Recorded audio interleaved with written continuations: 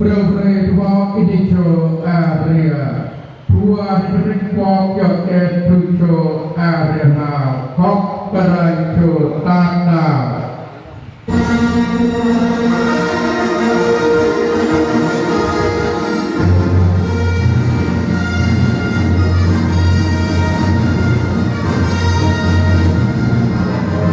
Mari meneraja teman. Welcome to show. Sampai ke kita Ripika kita Juttaran Kamera Retijo Kakira Radio Hai Terjadi Kamsamira Tapa Sibak Hari Kakak Mari kita kerek Thamkan tidak lupa kerek Orang berkubaca Yang cukup Hari berkubaca Rekat Waiku Kami kerja Mai Pramak Dalam kerja Tanam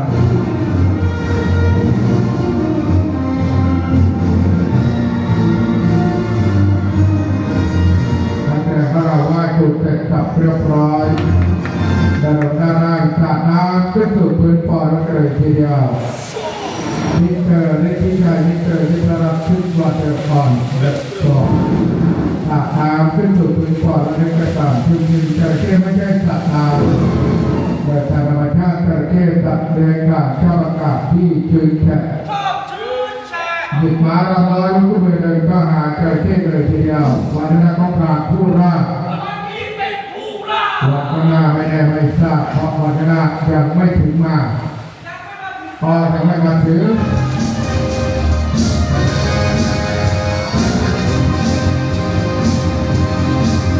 ก็ด้านหลังรับจับหางพลังงานมาก่อนจับหางพลังงานช้าๆติดวางหางกระเทียมมาก่อนเลยทีเดียววางหางพลังงานมา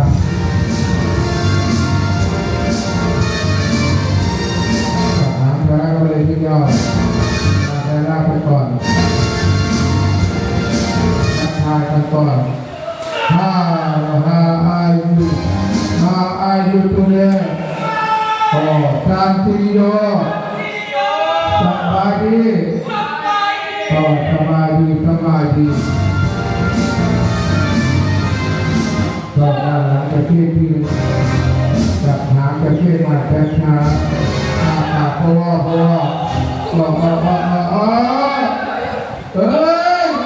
กินแล้วครับทำไมกินไม่ได้ครับอ๋อจระเข้ไม่ใช่ไก่ครับผมจระเข้นั้นชอบกินไก่ครับไก่ล้ม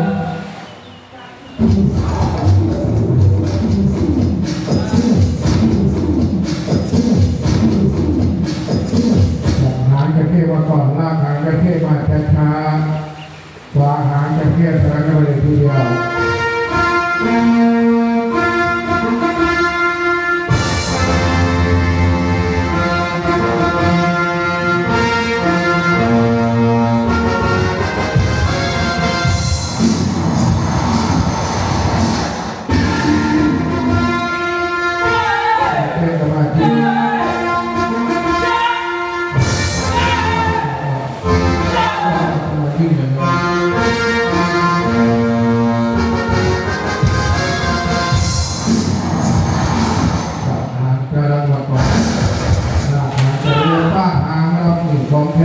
ของแท้แน่นอนของแท้แน่นอนเราเชื่อผ้าหางไปมาผ้าหางร้องคอตีเข่าเลยตีไม่ได้ครับพอจะแค่ไม่ใช่มวยไทยพอจะพลังขี่คอเลยพอขี่ไม่ได้ครับพอจะแค่ไม่ใช่ช้างไม่ใช่ประสาทขี่คอไม่ได้ครับขี่ไม่ได้ครับเกิดที่เพื่อสาหางไปมานักแสดงของเราโอ้โหหัวตัดหัวควันเลยทีเดียวรับเกิดสะบัดแต่ละครั้งแต่ละที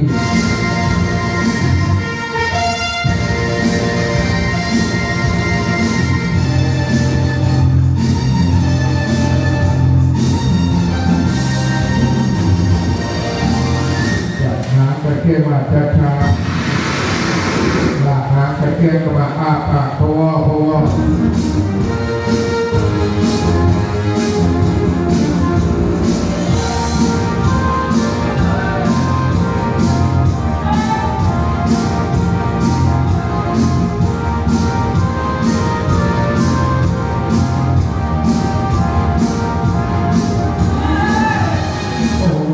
จังหวะนั้นท่าทาง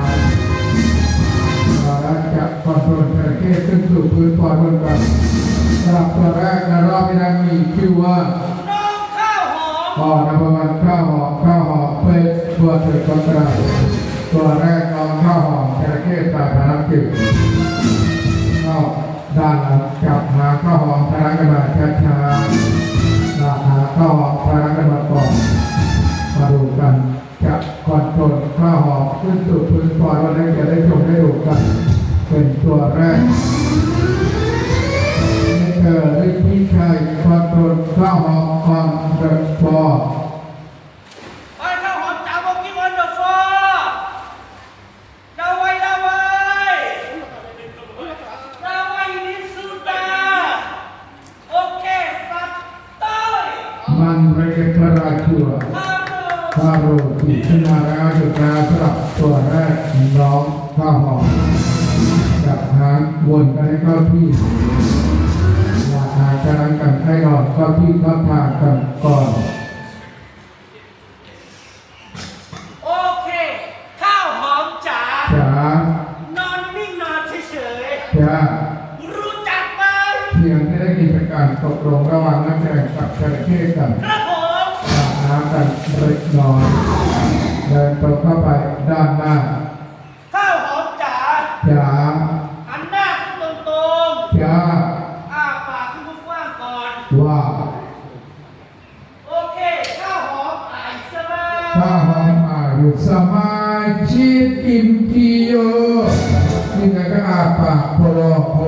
นี่แหละจระเข้จระเข้ยิ้มแล้วก็สออะไรสวรสาวัตดีกรดเฮ้ยบอกกันนะสแกไม่ต้องสแกเสียวไม่ต้องเสียวครับจักกะมันโยสวัสดีนะแรงก่อนจ้าGood morning English นี่ฮาว China อันนองอาเซโย Korea อิเลียดรัสเซียสลามอะลัยกุมอาหรับมองชุฟรังคอนิจิวะเจแปนสวัสดีพี่น้องคือกันครับอีสานบ้านเฮาพบก็ได้เซสวัสดีก่อนเด้อGood morning Annyeonghaseyo Привет Assalamualaikum Namaste จระเข้ตัวที่ผ่านไปจะไปหน้าที่ของใครบอกมาดูน้องจักรคุณบอกวิทรักจักรคอนโทรลน้องจักรขึ้นสู่พื้นปอดมันจะได้จบได้ดูกันต่อด้านหลังจับหางทางกันไปทีเดียวหลักหางทางกันไปช้า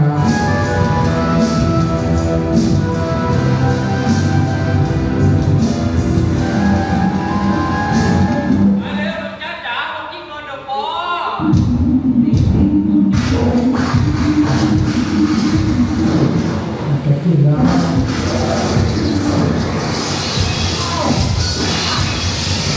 จับหางกระลังกันมาลากหางกระลังกันมาวนไม่ไหว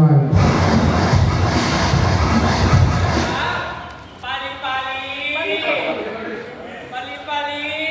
อีกนิดนึงโอเคตัดตบ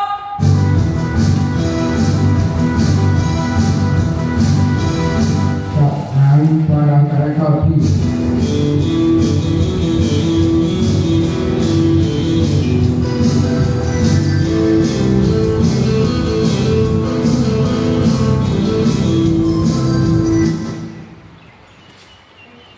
โอเคน้องจ๊ะจ๋านอนนิ่งนอนเฉยๆอย่านอนบนหางพูดกันสมัยด้วยเด็กสมัยใหม่สาดน้ำเล็กน้อยหยุดไม้ลำน้อยเดินตรงเข้าไปด้านหน้าโอเคน้องจ๊ะจ๋าหันหน้ามาตรงละเอียดแขนมาสวยๆก่อนเด็กเดินข้างหนึ่งร้อยจุดปากให้สวยโอ้เพิ่นเมาโอเคปากหน่อยน้องจะโอเพิ่มมาหน้าตัดติดเป็นโจวิ เกิดยุทธรับไรใบก็ไกลสุดมาแรงต่อไปนักแสดงจะไรไล่กัดสู่จระเข้โจรรับจะได้ชมอาปากที่กว้างรับทุกสุด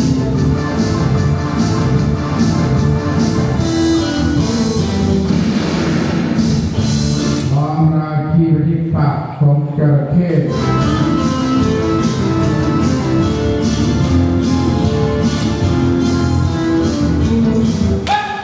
ส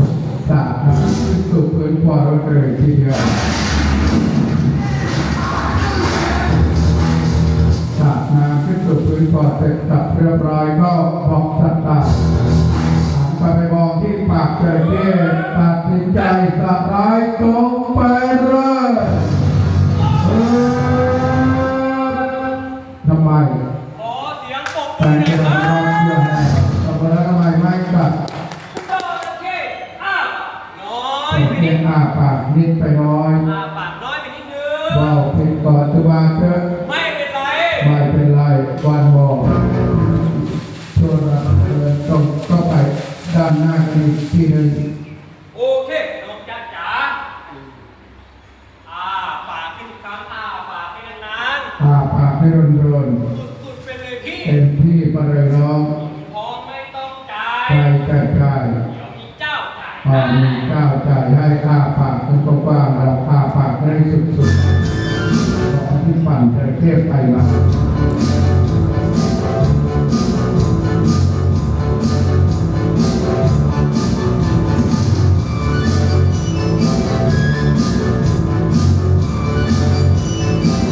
ว่าอาวุธชูมือขึ้นมาโชว์จังหวะแห่งยุรุกทักทิ้งก็ไกลเบาพระโตเกตโมชนะโมโมก้าบันโจบะวัดดิกิส ดิอิสทั้ง โคเรีย โกซอก ไชน่า ลิซโด รัสเซีย ยาซิคอคดี อิหร่าน ซาลอน อีสาน ลินแคร์ครับผ อ๋อ ม จระเข้ก็มีลิ้น ดีครับ มีลิ้นครับสำหรับจระเข้ลิ้นจระเข้ไม่น่ากลัวครับเพราะจระเข้ไม่ได้ลิ้นออกมานอกปากปากคุณก็บ้างครับสุดๆออกมาก็ไปหาความมั่นใจ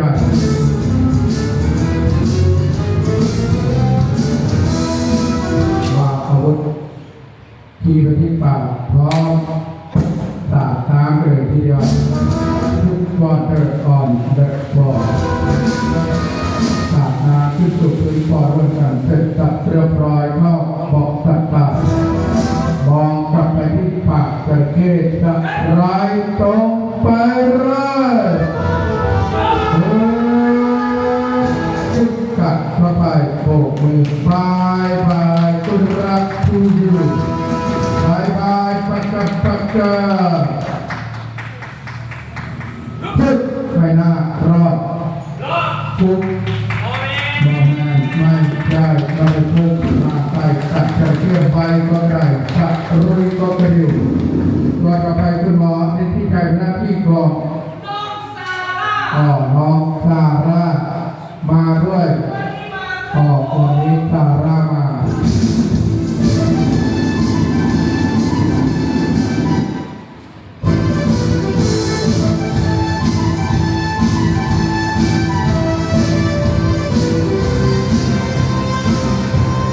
โอเคพามาแล้ว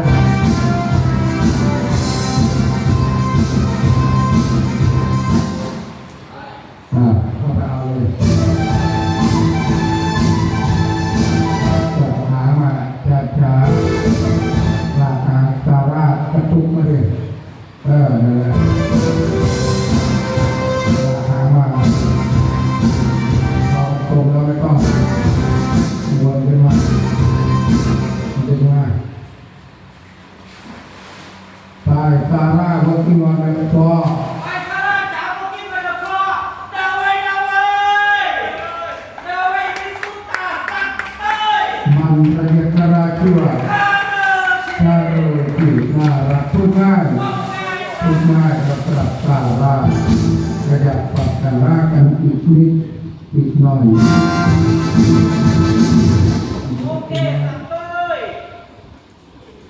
ซาร่าจ๋า จ๋าน อนนิ่งๆนอนเฉย จ้า ๆ กระดุกกระดิก เยี่ยมต้อง เป๊ะตรง เปเตอร์ สาดน้ำกันเล็กน้อยพร้อมกับเดินเข้าไปด้านหน้าเลยทีเดียว ซาร่าจ๋า จ๋า หันหน้ามาตรง จ๋า ๆเหยียบแขนมาสวยๆตั้ง เย็นเสือ หน้าจ๋าเดินเดิน ถึงถึง อ้าปากที่สวยๆโอ้ท่าน โอเคตาราโอเพอร์มาสินาตะเปเจนโยมิเตอร์เรกิใจพุทธิเทศอยู่ก็ไกลเบาชาติก็ไกลที่การแรงขัดอริยากมากอันตรายมากแรงจรัสอับปาสนาถึงสัพพะเผาเชื่อรับพลังแรงองค์การที่อ่อนแอ ที่แข็งแรง ออกการที่แข็งแรงมันทั้งผ่ามาทำไมการแข็งแรงสิ่งก็เหนียวเยอะปากคุณบ้ารับสุดๆสิ่งก็เหนียวเยอะแล้วนักแสดงนะแค่นั้นกิน กินไก่ก็ พ พ อ อ กินไก่ล้มตะนอนก็ไปใกล้ใกล้ใกล้นิดใกล้หน่อยย้อนตีตักเข้าไปโบกมือบายบายกุรักทูยูบายบาย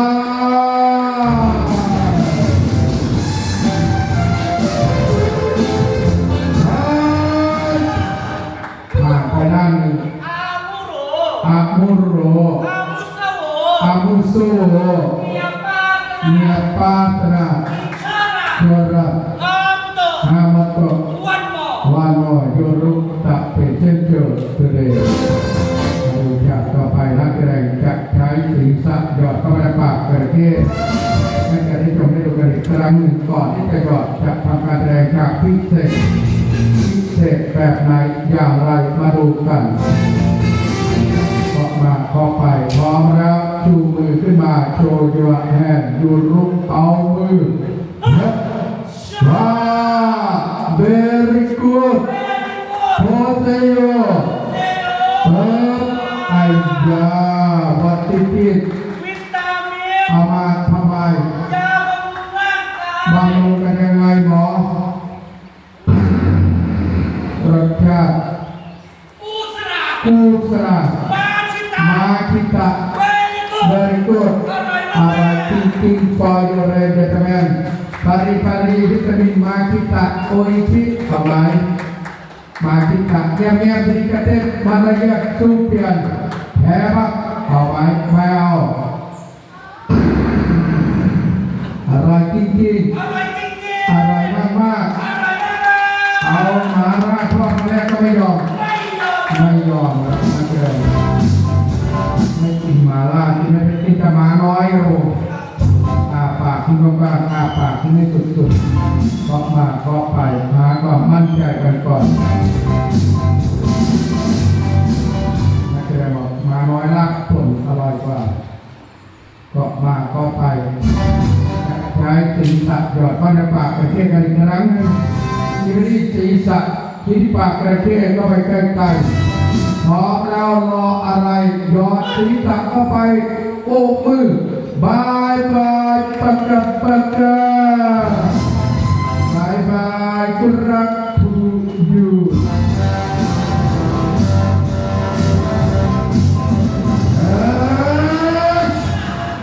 มีความรู้สึก เป็นหนาวๆแล้ว หนาวร้อนหายใจก็ไม่ทั่วท้องขอบคุณครับเพียงจะเป็นกำลังใจกันขอบคุณครับ ครับผมขอบคุณนะครับสำหรับเพียงปรบมือกำลังใจและรออีกประมาณครับขอบคุณครับ Thank you so much. Thank you for your tips and advice. You enjoy. You can teach. บารานะชัยตะปาสิบาบะ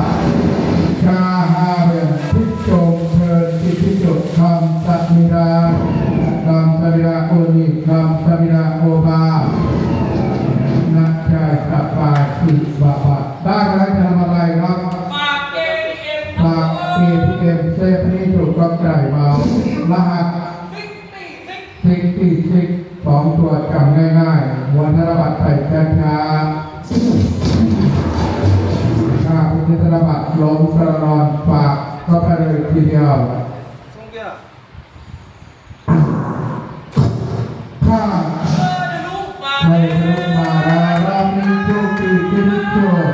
บายบายกรักทูยูอันยองอิคาชิโดคำตามินาบายบายปะกะปะกะลักษณะเลย